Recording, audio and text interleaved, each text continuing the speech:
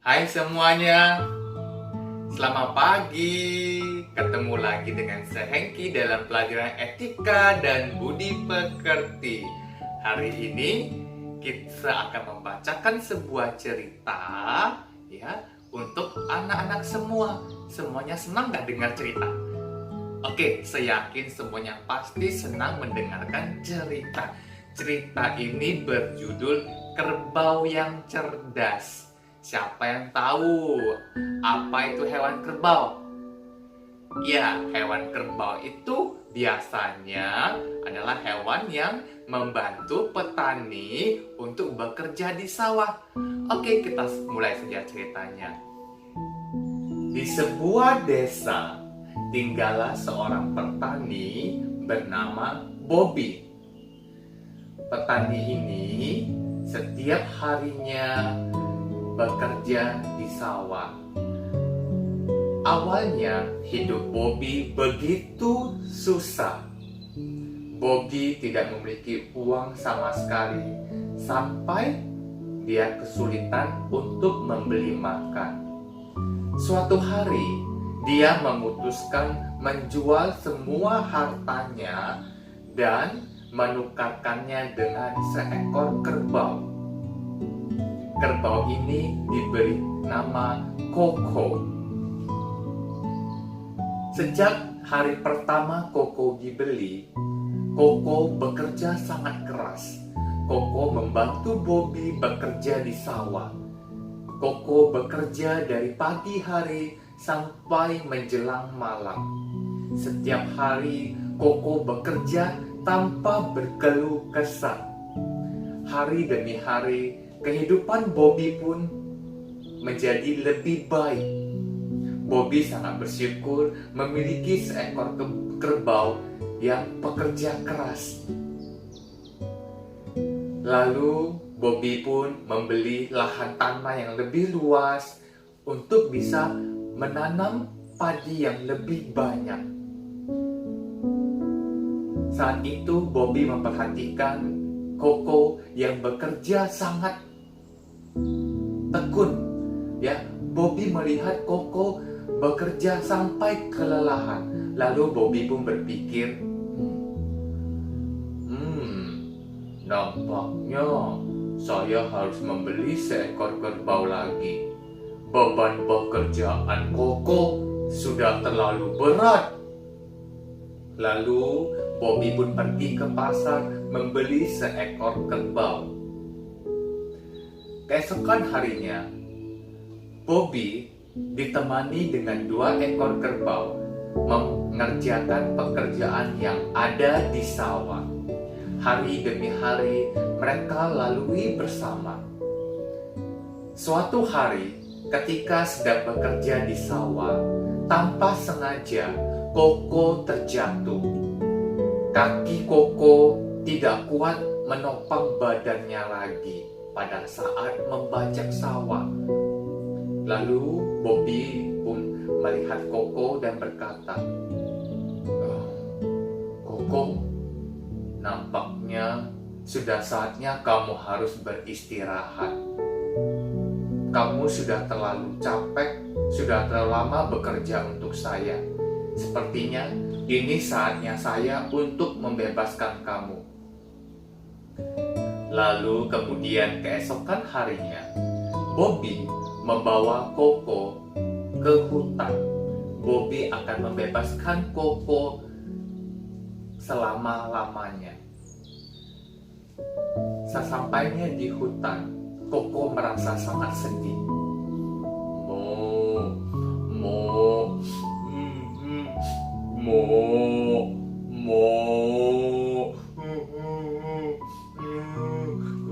Saya nggak mau berpisah sama tua Bobby. Momo, kamu Koko nggak boleh bersedih, Koko. Koko, kamu mulai saat ini akan mendapatkan kehidupan yang bebas. Kamu lihat hutan ini begitu luas. Kamu bisa berlari kemana saja sesuka hati kamu. Kamu akan memiliki kehidupan yang bebas mulai saat ini, kata Bobby. Koko sedih. Koko gak bisa ketemu sama Bobby lagi. Koko jangan bersedih, Koko. Ya, kapanpun kamu mau kembali ke tempat saya akan menerima kamu, menjemput kamu dengan senang hati. Sejak saat itu, Koko pun hidup di dalam hutan. Di satu sisi, Koko merasa sangat sedih karena harus meninggalkan Bobby. Di sisi lain, Koko merasa bersemangat untuk menyambut hidupnya yang baru di tempat tinggal yang baru, yaitu di hutan. Lalu Koko pun melangkahkan kakinya, ya, dia mulai bermain-main, ya, dan ketika dia berjalan, akhirnya Koko sampai di sebuah padang rumput yang sangat luas. Koko memakan rumput segar di tempat itu dengan sangat bahagia, ya, dan meminum air yang berasal dari sungai yang mengalir. Koko merasa sangat bahagia sekali. Ketika malam hari tiba, Koko pun mulai mencari tempat tinggal. Sudah mau malam. Saya harus cari tempat tinggal. Ketika Koko berjalan, Koko bertemu sebuah gua. Koko pun memasuki gua tersebut. Gua ini luas sekali. Nampaknya gua ini cocok untuk tempat tinggal saya. Wah, gua ini juga sangat nyaman. Ya, saya tidak akan kedinginan tidur di sini. Sejak malam itu, Koko pun tidur di dalam gua tersebut. Koko yang masih polos, yang masih baru di dalam hutan, tidak begitu tahu tentang kehidupan yang ada di hutan. Koko tidak berpikir bahwasannya di hutan itu ada berbagai macam hewan yang ada di hutan. Koko tidak mengerti, ya, bahaya-bahaya yang ada di hutan. Suatu hari, ketika Koko sedang menikmati rumput di pinggir sungai, datanglah seekor rubah yang memperhatikan Koko. Rubah tersebut bernama Timmy. Timmy selalu memperhatikan Koko. Timmy selalu mengikuti Koko, yang selalu mengikuti Koko kemanapun Koko pergi. Suatu ketika saat Koko sedang berjalan, Koko pun merasa ada sesuatu yang mengikuti dirinya. Lalu dia pun berhenti dan dia berteriak, keluar! Siapa itu yang sembunyi? Kenapa kamu sejak tadi mengikuti saya terus-menerus? Ayo keluar! Kata Koko. Kemudian Timmy pun keluar. Kerbau! Kamu hewan baru di sini ya? Kamu gak kenal siapa saya? Saya adalah rubah. Kata si rubah. Siapa bilang saya baru? Saya sudah tinggal beberapa hari di sini. Saya sudah makan dan tidur di sini beberapa hari. Kamu hewan baru saja sombong. Kamu tahu, di hutan ini saya adalah rajanya. Saya raja hutan ini. Kalau kamu mau hidup selamat di hutan ini, kamu harus berlutut di hadapanku. Ayo, kata Timmy. Kemudian kerbau, ya, kerbau yang cerdas ini, si Koko menjawab, walaupun saya mau hidup selamat, saya pikir saya nggak perlu berlutut di depan kamu. Saya tidak bodoh. Di hutan yang sebesar ini, tidak mungkin kamu rajanya. Kerbau, kamu tahu tidak? Di hutan ini, saya adalah rajanya. gua yang kamu tinggali itu adalah tempat tinggal saya. Kamu harus keluar dari gua itu. Apa buktinya kalau gua itu milik kamu? Coba, kalau kamu bisa membuktikannya, saya akan keluar dari gua itu. Dasar kerbau yang sombong. Cepat. Kalau tidak, saya akan menghabisimu.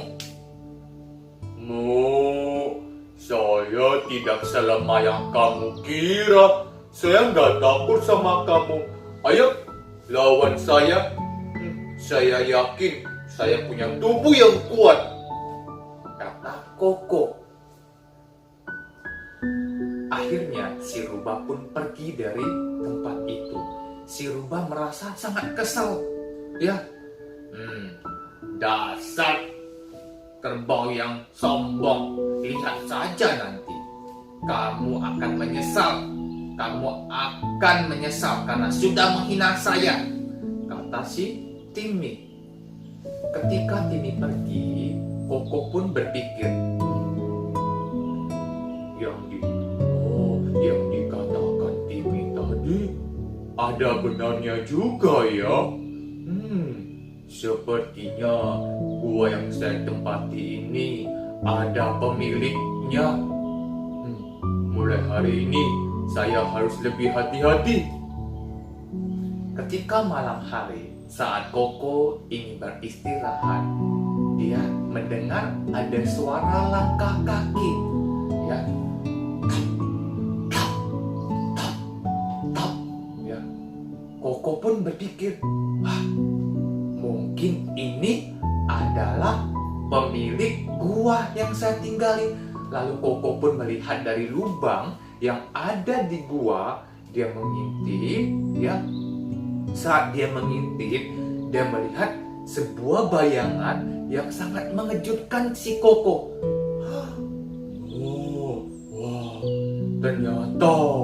Ternyata pemilik gua ini adalah seekor harimau. Gimana ini?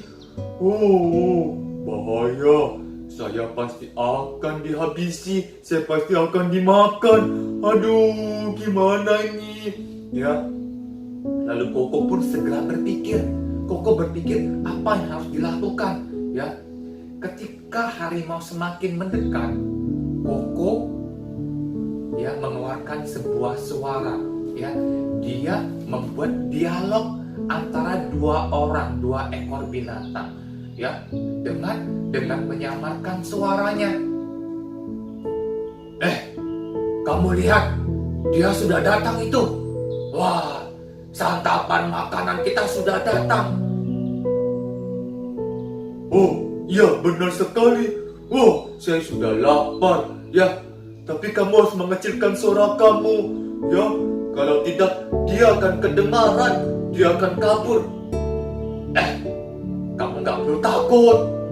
Ya, dia pasti tidak bisa melawan kita berdua. Kita berdua adalah hewan yang sangat kuat. Dia seorang diri tidak akan bisa melawan kita. Harimau yang mendengarkan suara tersebut dari luar gua merasa takut. Di dalam guanya ada dua ekor hewan yang sedang menunggu dirinya untuk menyantap dirinya, untuk memakan dirinya. Ya, di saat itu juga harimau lari, kabur secepat-cepatnya karena dia merasa ketakutan. Ya, keesokan harinya kerbau pun merasa sangat lega karena kerbau berhasil mengusir si harimau. Sejak saat itu kerbau lebih berhati-hati. Kerbau akhirnya lebih mengerti. Dia harus lebih waspada, agar dia bisa berpikir bagaimana cara untuk menyelamatkan diri ketika dihadapi dengan bahaya-bahaya yang ada di hutan. Suatu hari, ketika rubah sedang berjalan-jalan di hutan, si Timmy rubah tanpa sengaja menabrak harimau. Aduh, siapa sih? Lalu si rubah melihat, oh harimau, maafkan saya harimau. Wow, kenapa kamu tabak saya? Kamu sudah bosan hidup ya? Saya sudah beberapa hari tidak makan. Nampaknya daging kamu enak juga untuk saya santap. Tolong, jangan harimau, maafin saya. Harimau, saya tahu harimau, ada makanan lezat untuk kamu. Apa itu? Di gua tempat kamu tinggal ada hewan yang tinggal di sana, dan hewan itu adalah makanan yang sangat lezat untuk kamu, kata si Timmy. Lalu si harimau, apa? Kamu bohong sama saya? Tidak mungkin. Kemarin saya baru dari gua saja. Oh, dan saya melihat ada 2 ekor yang sangat kuat melebihi saya. Tidak mungkin harimau. Saya tahu persis. Di dalam gua kamu itu ada seekor kerbau. Kamu pasti sudah dibohongi. Apakah kamu lihat hewan tersebut? Saya tidak melihatnya. Tapi saya mendengarkan mereka bicara. Dan mereka mengatakan akan menyantap saya. Tentu saja saya ketakutan dan saya berlari secepat-cepatnya. Harimau, kamu sudah dibohongi sama si kerbau. Kamu sudah dibodoh-bodohi sama si kerbau. Ayo, saya temani kamu ke gua. Saya tunjukkan. Ya. Bagaimana kalau kamu bohong? Saya tidak percaya sama kamu. Baiklah, kalau gitu kita ikatkan tali ke badan kita. Ujung yang satu di perut saya dan ujungnya yang lain di badan kamu. Bagaimana? Setuju tak? Jadi saya tidak akan kabur kemana-mana. Setelah mereka sepakat, mereka pun pergi ke gua bersama-sama. Sesampainya di gua, kerbau mengetahui kehadiran rubah dan harimau. Kerbau pun mengintip dari lubang, ya. Waduh, rubah dan harimau sudah datang. Gimana ini? Rubah dan harimau sudah datang. Waduh. Lalu dari luar, rubah berteriak, kerbau, keluar kamu. Saat ini, hari ini juga adalah hari kematian kamu. Kamu kerbau yang sombong, hari ini juga hidup kamu akan berakhir di sini.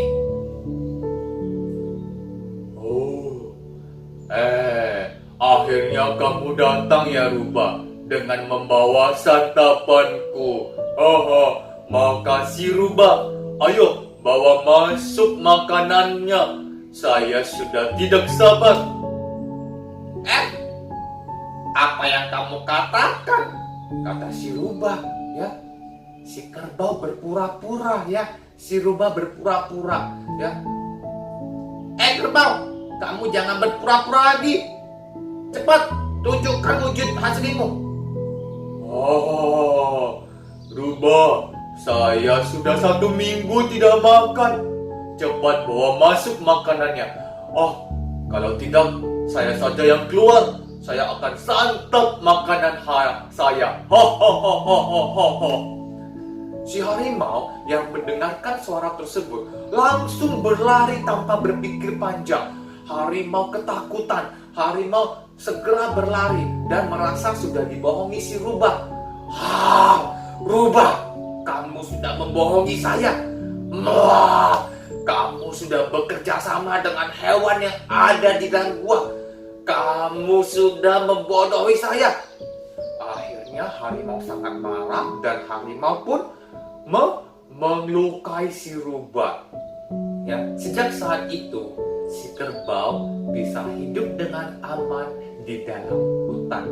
Si kerbau akhirnya menyadari agar dia bisa hidup dengan selamat di dalam hutan, dia butuh kecerdasan dan butuh kebijaksanaan agar bisa menghadapi kesulitan dan bahaya yang ada di hutan. Anak-anak semuanya, pada cerita ini kita belajar ya satu hal, yaitu bagaimana kita sebagai seorang manusia kita memiliki kepintaran, kecerdasan ya. Selain kepintaran dan kecerdasan, Tuhan sudah juga memberikan kepada kita kebijaksanaan. Bagaimana cara kita ya menggunakan kepintaran kita ini untuk menyelesaikan masalah-masalah kita. Dan kita dari cerita ini juga belajar kita tidak boleh menjadi seorang yang jahat seperti si rubah ya. Kita harus menjadi manusia yang baik yang bisa bersahabat dengan siapa saja ya, yang bisa menyayangi siapa saja. Sekian dan terima kasih ya, sekian cerita dari sekian dan terima kasih, sampai jumpa.